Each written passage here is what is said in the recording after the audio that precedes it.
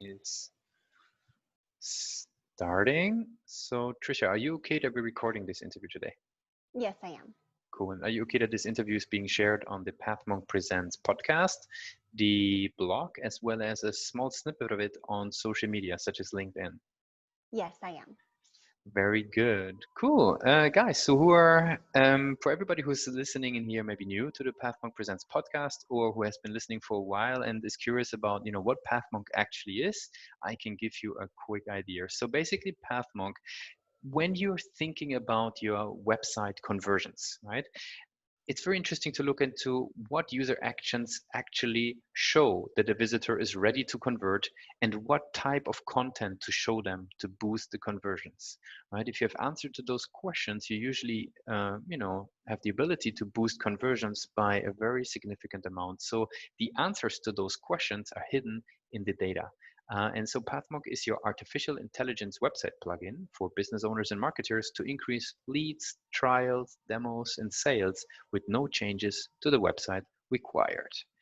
But today we're not here to learn about PathMonk. We much rather want to hear from Tricia Stone, who is heading up basically a very interesting marketing operation at StoneMarketing Strategy, and is helping their clients to excel online. So we're very curious to hear what Tricia has to tell from her experience. So Tricia, welcome to the show. Thank you, Lucas. I'm happy to be here. Very good. So tell us all about the company. What is it all about? So, Stone Marketing Strategy is about helping business owners enhance their presence online. We focus on everything from what their reviews look like on Google, what pulls up when somebody starts to research them, their website, their social media presence, really all of it, and help them put a strategy in place and then implement if needed. Very good. And what type of business are we talking about? Is that like local businesses, or in which area are we here? So we've worked with a number of different businesses and industries, but really we focus on service-based businesses. So we still work in a variety of industries, but we really focus on those businesses offering a service, potentially a product that they sell on the side, perhaps online, but really those individuals that interact with the public. Gotcha. Very interesting. Any particular verticals within that, or is that all across the board? It is all across the board. You know, we have clients anywhere in financial services, we have clients in real estate, we have clients in the medical profession. So we do kind of span a segment of industries, really. Very interesting. And how would, let's say a business owner of a financial business or medical related business, how would they, discover your company? What's a typical journey they would go through? So a lot of our clients find us on social media. Some of our clients are referred to us by current clients that we have. And once they discover us or find us, say, on LinkedIn or perhaps Instagram or Facebook, they would go into our page, check out our website, and then they can register for a free initial consultation where they can find out if this is a relationship that would work, if we will be able to help them with what concern or problem that they are looking to solve. Gotcha. You mentioned that you're supporting this company sort of, on their different elements of their online strategy. Could you describe me, where do you start and where do you stop? Is that sort of, from traffic generation down to website building, or how should I imagine that? Sure. So we really do the whole gamut. I do have partners within my organization, so we can focus initially on the website structure. What we want to do is center it around the customer experience. So for any company that we're working with, what is that client experiencing from when they first find your website, when they first make an appointment, all the way through to the end? And then, of course, how do we nurture them after the fact to keep them coming back and keep that repeat business going? Very interesting. So you mentioned the after the sign up situation. Can you tell me about, how you're helping the businesses to qualify the leads and evaluate the quality of the traffic that is coming through? Sure. So what we've been doing is, I guess it depends on the type of business, but we have put something in place where we implement sort of an application process on the website where the company can direct the potential client to a form, what they fill out, and they can determine at that point if the client is right for the services that are provided. Additionally, we do set up more of a scheduler if the business owner doesn't necessarily want clients filling out a form, they would rather have the conversation in person. We do help them schedule those conversations on their website. Very good. Is there anything that you learned because you mentioned the forms? There's this evergreen discussion of how many form fields versus conversion rate. What's your take on that? I quite honestly, what I've seen, at least in my experience, is the simpler the better. It doesn't necessarily need. I typically try to keep it around 5 to 7 form fields that they fill out. If you're asking for too much information at the beginning, it can be off-putting to anybody that's trying to make an appointment or find out if they qualify during that process. Very interesting. Okay, cool. And can you tell me how you're thinking about sort of increasing the amount of leads your clients are winning from the website? So we tend to focus on integrated strategies. So really everything from bringing the clients in, we focus a lot on social media. Various customers are right for different platforms. So we don't subscribe to the belief that you have to be on every single platform. Really, you can focus on a certain number, 2, perhaps 3, and start to funnel in those leads that way, right? So reaching out to your ideal customer, trying to garner their interest, get them interested in the services that you provide, and then go into your website that way. Interesting. Anything that you've learned or that you were surprised by what it takes in actually to increase conversions on the page? It is interesting. What I have found is that certain social media platforms are harder to get clicks to the website on than others. And so you do really have to look at it from sort of a holistic perspective, right? So where does the customer start their journey? Are they starting at a month before they need the services? Are they starting at 6 months before? And then sort of design your strategy that way. So if they're starting 6 months before, what is the best platform for you to be on to gain their attention? And what type of content do you need to put out there to garner those clicks, to get people interested, to pique their interest, to really break through the clutter, because there's a lot out there.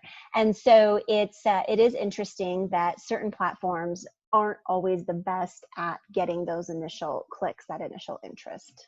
Very interesting. I would like to switch gears a little bit and learn about you as a leader in the business a little bit. So how do you educate yourself? Like what type of content do you consume, and how, how you would be sort of, bettering yourself in terms of knowledge? Sure. So I educate myself through a variety of areas. I am an avid reader of Social Media Examiner.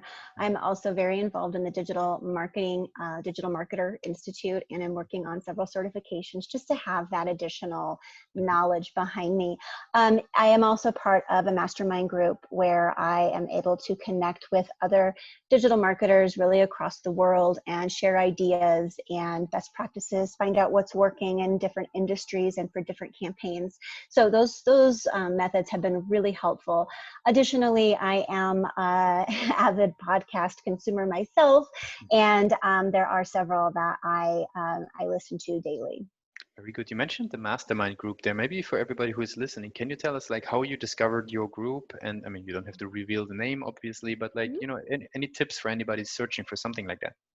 Sure. So, there's kind of those thought leaders, gurus kind of everywhere. And the individual that I found earlier on when I wanted to really increase my knowledge of social media and how it worked with marketing, and integrated with marketing. And so I actually found her several years ago, and I've been following her progress and her business throughout the last few years.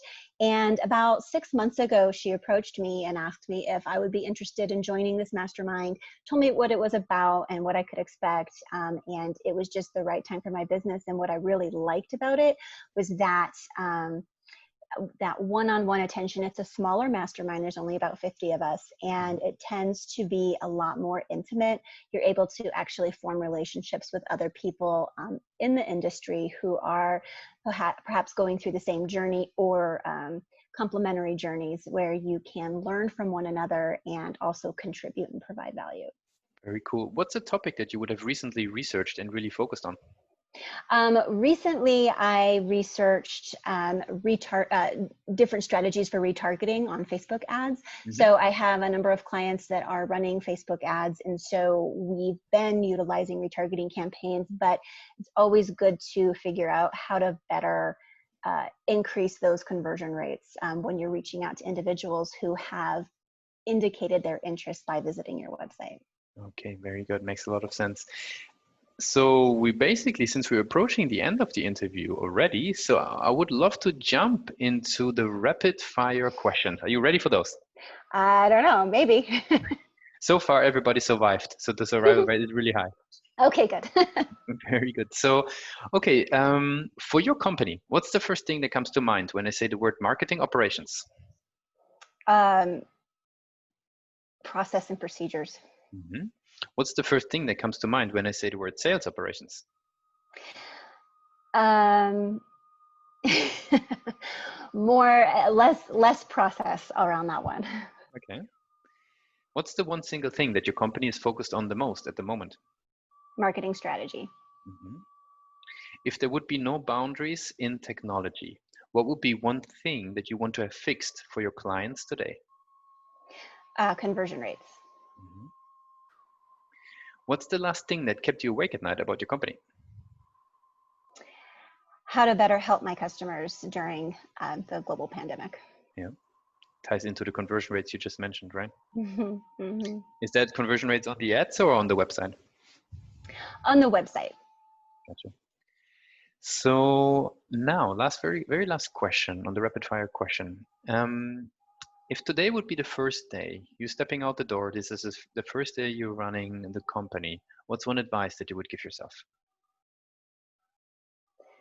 First day I'm running the company, one piece of advice I would give myself is to have conversations with everyone, not just the people you think are in your target area, but that by talking to a number of different people, you'll be able to better understand your targets and also understand that just because somebody is not in your target market doesn't mean they don't know people that are and they could refer you.